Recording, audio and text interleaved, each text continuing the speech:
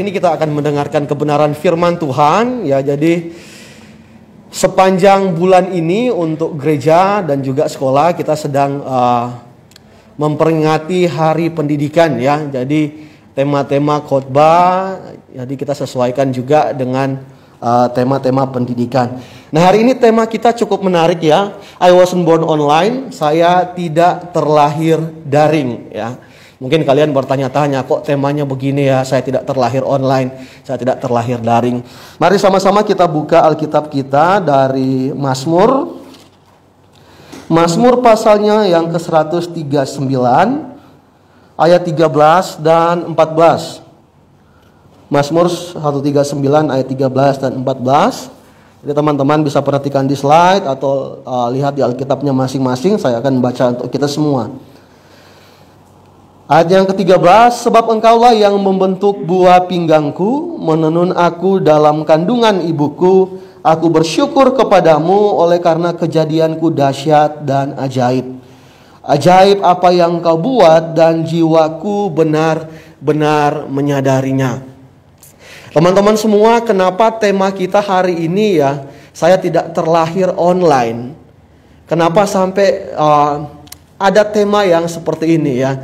Mari kita perhatikan di slide, nanti saya akan perlihatkan kondisi sosial saat ini ya. Jadi saat ini kita sedang hidup di zaman yang seperti apa sih sebenarnya?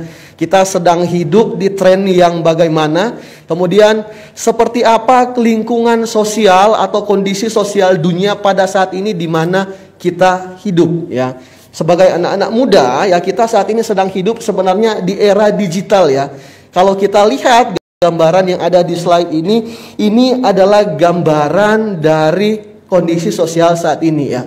Populasi dunia saat ini ada sekitar hampir 8 miliar orang. Ada sekitar 7,91 orang yang ada di dunia ini ya.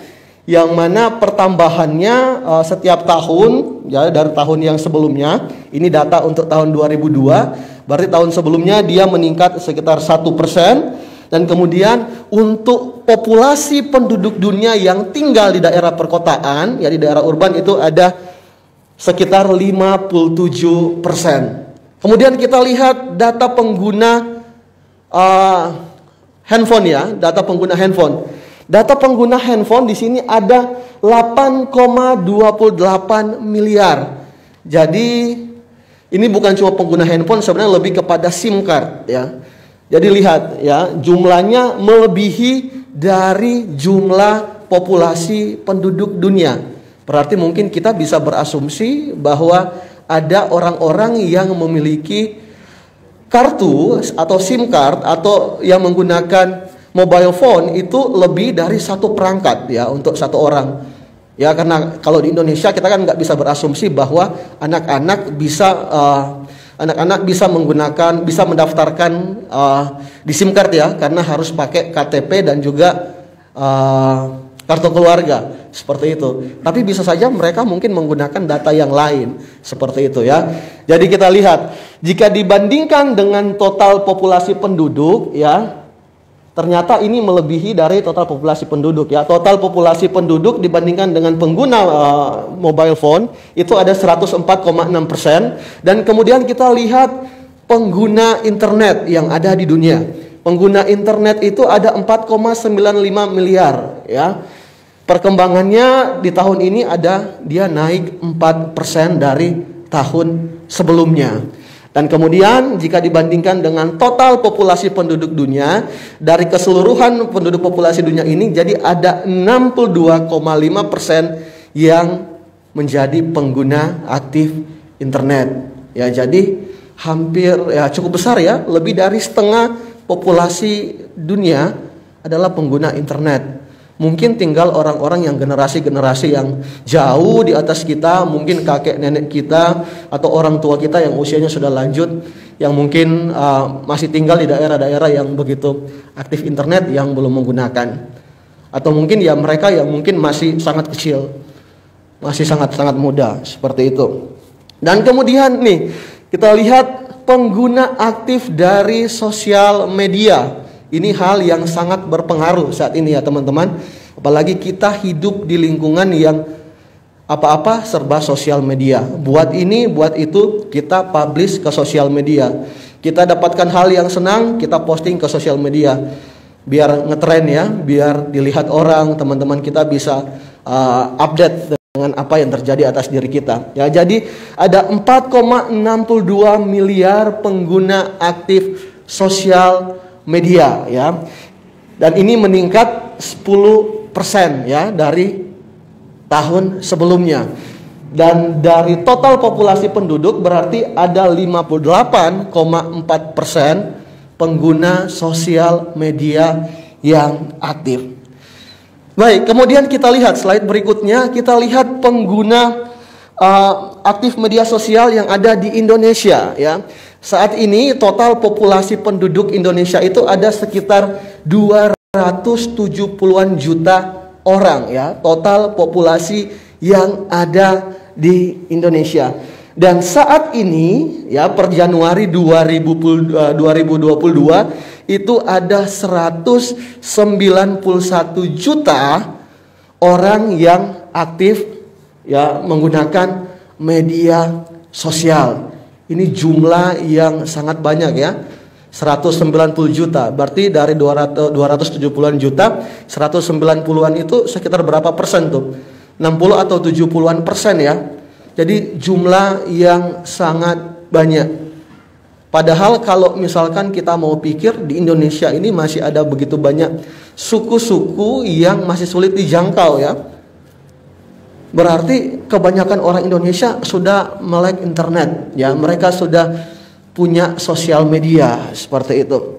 Nah, lihat dari sejak tahun 2014 itu grafiknya, diagramnya dia terus meningkat dan kita tidak tahu beberapa tahun lagi dari sekarang ada berapa banyak jumlah pengguna sosial media yang aktif di Indonesia. Kemudian slide berikutnya kita lihat sosial media mana sih yang paling banyak digunakan saat ini. Sosial media yang paling banyak digunakan, ini data-data yang saya ambil dari We Are Social ya. Ini merupakan salah satu saya bisa katakan tempat lembaga penelitian yang cukup terpercaya. Kita lihat yang paling banyak digunakan itu adalah WhatsApp ya. Kita lihat dari sekian banyak pengguna media sosial, ini WhatsApp ada di urutan pertama, kemudian Instagram, Facebook, dan juga TikTok, kemudian Telegram. Ketika TikTok awal-awal muncul, saya bilang ke diri saya, jangan sampai saya jadi pengguna TikTok. Karena awal-awal, kalau misalkan teman-teman ingat, orang yang suka main TikTok itu kadang joget-joget nggak jelas ya, joget-joget nggak jelas. Tapi sekarang TikTok itu manfaatnya banyak, ya. Ada e-commerce-nya. Orang bisa pasarkan barang mereka lewat itu. Kemudian ada banyak konten kreator yang jadi sukses karena TikTok. Siapa yang tidak kenal Khaby Lame ya? Yang pada zamannya COVID masih begitu meningkat. Justru dia yang keluar dari pekerjaannya, kemudian lewat TikTok dia jadi seorang miliarder. Dan sekarang followersnya begitu banyak. Nah, inilah yang mendasari kenapa muncul tema ini ya. Saya tidak terlahir daring. Walaupun ketika kalian lahir, kalian sudah ada di dalam situasi lingkungan sosial yang semuanya serba online. Yang semuanya serba digital. Apalagi dengan generasi yang sekarang, yang baru-baru lahir ya, 50-an ke atas. Kadang belajar 1-2 kali itu agak sulit. Tapi anak-anak yang hidup di saat ini, mereka sangat bisa untuk mengoperasikan hal tersebut. Next slide, Pak. Ya, kita lihat ini tahapan perkembangan yang dimaksudkan oleh Erik Erikson ya. Yang pertama, yang trust versus mistrust, itu sudah dibahas oleh Pak Pendeta Nur Cahyo ya. Sampai dengan autonomy versus shame and doubt. Kemudian sampai di inisiatif versus guilt. Itu sudah dibahas oleh Pak Pendeta Nur Cahyo, jadi saya tidak akan bahas kembali. Saya akan sedikit singgung tentang yang industry versus inferiority, ya. Jadi ini merupakan tahapan perkembangan yang sebenarnya terjadi pada anak-anak, pada manusia yang sebenarnya sudah memasuki usia sekolah, ya. Mereka yang sudah memasuki usia sekolah ini ada di usia 5 sampai 13 tahun. Dan biasanya tahapan perkembangan di sini mereka itu bisa merasa industri ini, maksudnya mereka itu bisa semangat ya, untuk bisa tekun untuk terus mengembangkan diri, untuk terus belajar. Dan kemudian inferiority ini mereka itu merasa rendah diri. Dan biasanya orang pada fase ini mereka akan merasa rendah diri ketika mereka tidak memiliki prestasi, mereka akan merasa rendah diri. Tetapi ketika mereka berprestasi, misalkan di lingkungan sekolahnya mereka, di lingkungan mereka tempat belajar, itu akan mendorong untuk kemudian mereka semakin tekun untuk belajar. Dan sekali lagi, lingkungan sosial itu mempengaruhi pada tahap perkembangan ini. Ketika mereka berinteraksi di sekolah, ketika mereka berinteraksi dengan teman-temannya, ketika mereka berinteraksi dengan gurunya, ketika mereka berinteraksi dengan orang tuanya, maka hal ini akan mempengaruhi. Nanti mereka akan jadi orang yang tekun ke depannya, atau mereka malah menjadi orang yang rendah diri. Nah, bagaimana dengan kalian ketika misalkan kalian ada di masa-masa seperti ini? Ketika kalian mungkin melihat kembali ke belakang, saya tidak terlalu tahu dengan pasti ketika kalian ada di usia TK atau SD, zamannya kalian itu seperti apa? Apakah media sosial sudah booming seperti ini? Apakah semuanya sudah serba online atau belum? Saya tidak tahu kalian ada di usia TK dan SD itu tahun berapa, tetapi hal-hal ini bisa menjadi hal yang berpengaruh untuk kemudian ya kalian bisa tekun atau kalian bisa merasa rendah diri, ya. Nah, kita akan mencoba melihat kepada firman Tuhan, Amsal pasalnya yang ke-22 ayat 6.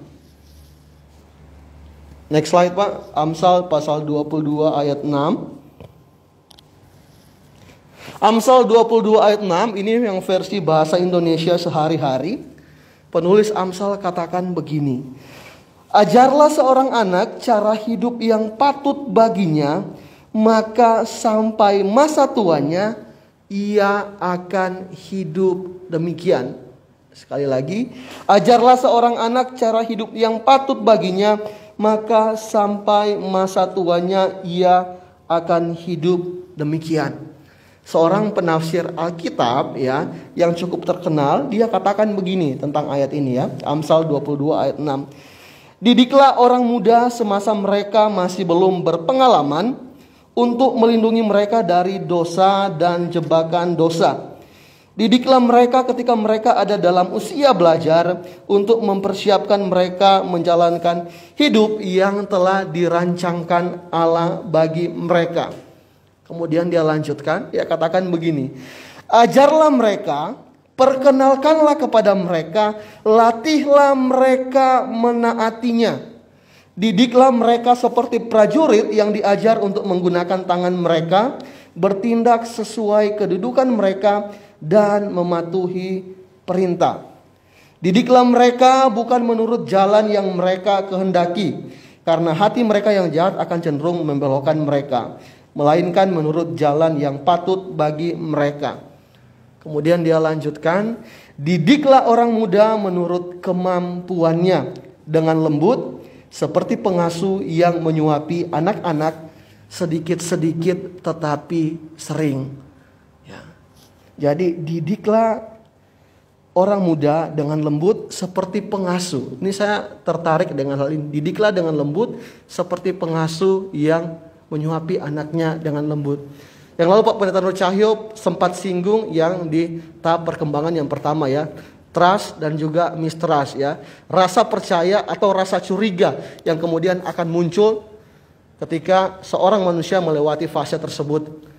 Bagaimana mereka bisa merasa aman atau mereka merasa tidak aman tergantung dengan perlakuan-perlakuan yang mereka terima. Dan kemudian di fase yang tadi yang saya bilang ya, yang di industry versus inferiority, apa yang akan terjadi, apa yang akan mereka alami ketika mereka bertumbuh, ketika anak-anak dari usia SD dan juga TK ini, itu tergantung dengan perlakuan yang mereka terima, tergantung dengan kondisi sosial, dengan orang-orang yang ada di sekitar mereka, dengan prestasi yang kemudian mereka capai. Mereka akan menjadi orang yang akan semangat, atau mereka justru menjadi orang yang merasa rendah diri. Dan kalian sudah melewati tahapan tersebut ya. Mungkin kalian bisa coba flashback ke belakang. Kira-kira ketika saya ada di tahapan tersebut ya, kira-kira hal apa saja yang sudah saya lewati? Bagaimana perlakuan-perlakuan yang terjadi, yang saya alami, yang saya terima dalam diri saya ketika saya ada di usia-usia tersebut? Apakah kondisi sosial, era digital, semua yang serba online, apakah hal tersebut juga sudah mempengaruhi proses saya belajar pada saat itu atau belum? Apakah ketika saya mencari informasi, ketika saya belajar di usia tersebut, ataukah cara saya belajar di usia tersebut, apakah sudah serba online atau belum? Kalian coba ingat-ingat kembali ke belakang, dan nanti sebentar kita akan ada di dalam bagian diskusi ya, teman-teman. Ya, jadi ini situasi yang ada saat ini ya. Kita hidup dalam keadaan yang serba online, serba digital, dan kemudian ya Erik Erikson tadi dia katakan bahwa kondisi sosial mempengaruhi perkembangan yang ada di dalam kehidupan manusia. Dan saat ini kondisi sosial, gambaran sosial adalah seperti apa yang saya tampilkan di awal tadi. Kita semua hidup di zaman yang serba online. Kita semua hidup di zaman yang serba digital, walaupun kita tidak terlahir online. Oke, lanjut. Jadi lewat perenungan firman Tuhan hari ini, teman-teman, kita harus sadar dan kita belajar bahwa Allah telah menciptakan dan memelihara manusia sejak dalam kandungan. Seperti apapun keadaan sosial atau lingkungan di mana seseorang lahir, ia tetaplah ciptaan Allah dan ada dalam rancangan Allah ya. Manusia tidak terlahir online layaknya kalau kita main game, kita bisa pilih karakter secara online ya. Jadi seperti apapun keadaan kita saat ini, kita yang melek digital, kita yang semuanya serba online, kita yang semuanya serba media sosial, kita harus ingat jati diri kita. Allah yang menciptakan, membentuk, dan juga merancang kehidupan kita ya. Lingkungan dan kondisi sosial bisa mempengaruhi perkembangan seseorang, tetapi didikan yang benar akan menolongnya untuk bertumbuh ke arah yang benar ya. Jadi sekali lagi, lingkungan dan kondisi sosial bisa mempengaruhi perkembangan seseorang, tetapi didikan yang benar ya, seperti kata Amsal tadi, akan menolongnya bertumbuh ke arah yang benar. Saat ini kalian sudah lewati fase-fase perkembangan yang tadi ya, yang di masa TK dan SD. Kalau kalian punya adik di rumah, cobalah untuk perlakukan dia dengan baik, sambil coba pertimbangkan yang tahapan perkembangan yang ya dia bisa menjadi sosok yang seperti apa kalau saya perlakukan demikian. Kalau saya buat dia begini, kalau saya tolong dia, kalau saya perkenalkan dia dengan media sosial misalkan, atau enggak kalau misalkan saya izinkan dia untuk mengotak-atik handphone saya, dia akan tumbuh jadi pribadi yang seperti apa. Kalau misalkan saya larang dia, saya larang mungkin dengan cara yang tidak tepat, dia akan tumbuh menjadi pribadi yang seperti apa. Yang jelas hal-hal itu berpengaruh. Baik, demikian firman Tuhan hari ini. Nanti kita akan bagi ke dalam kelompok diskusi. Yang pertama, ya, di dalam kelompok diskusi, coba diskusikan ya, adakah pengalaman di masa TK dan SD yang membuatmu kehilangan kepercayaan diri untuk menjadi kompeten dalam hal tertentu, dan kemudian hal itu membuat kalian minder sampai saat ini dan membuat kalian tidak memiliki konsep diri yang jelas.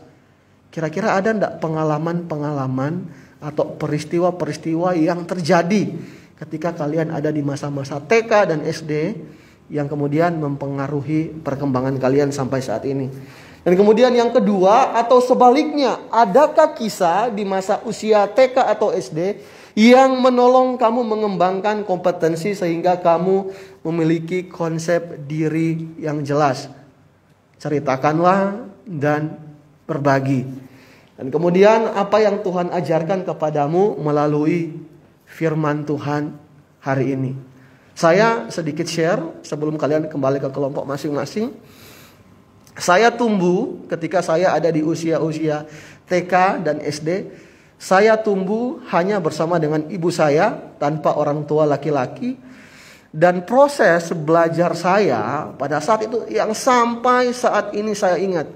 Saya tinggal di kampung. Jadi waktu itu ya kadang mati lampu, jadi kalaupun belajar masih harus pakai pelita. Pelita itu ya mungkin kalian sekarang nggak tahu ya.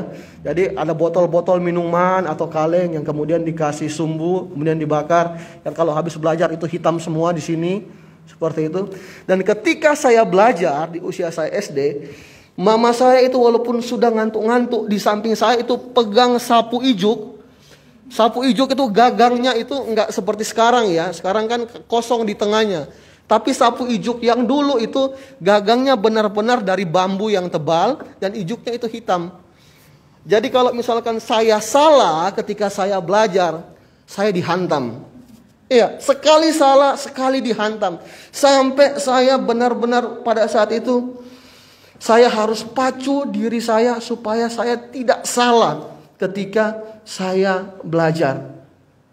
Dan memang pada masa usia SD, usia SD, waktu itu saya ya punya prestasi yang cukup bagus ya. Karena mama saya dorong saya, paksa saya, dan kemudian kasih saya hukuman pada masa usia-usia saya seperti itu untuk saya belajar. Tetapi di satu sisi sampai sekarang ya saya kadang jadi orang yang takut salah. Takut salah. Saya jadi pribadi yang kalau saya buat ini nanti salah, seperti itu. Kalau saya buat ini benar atau tidak. Saya seperti terbayang-bayang dengan hukuman yang pernah saya terima. Dan saya jadi orang yang selalu berusaha untuk perfeksionis, seperti itu. Bahkan sampai sekarang saya terbawa. Kalau misalkan saya lakukan sesuatu, seperti saya pelayanan, kemudian saya rasa saya belum berikan yang maksimal. Itu sampai sekarang saya kadang merasa bersalah. Saya pulang kemudian saya cerita ke istri saya tadi pelayanan begini. Saya rasa kok saya tidak berikan yang terbaik ya, seperti itu. Dan itu pengalaman masa kecil saya yang sampai sekarang ya kadang saya ya dipengaruhi oleh hal tersebut. Silakan kembali ke kelompok, teman-teman bisa diskusikan 3 hal ini. Kelompoknya sudah ada ya Pak Pendeta ya? Silakan teman-teman buat kelompok kembali dengan guru-guru pendamping dan kemudian coba untuk diskusikan hal ini. Tentang pengalaman kalian di masa TK dan juga SD. Kira-kira ada enggak pengalaman-pengalaman yang kemudian mempengaruhi perkembangan kalian sampai dengan saat ini?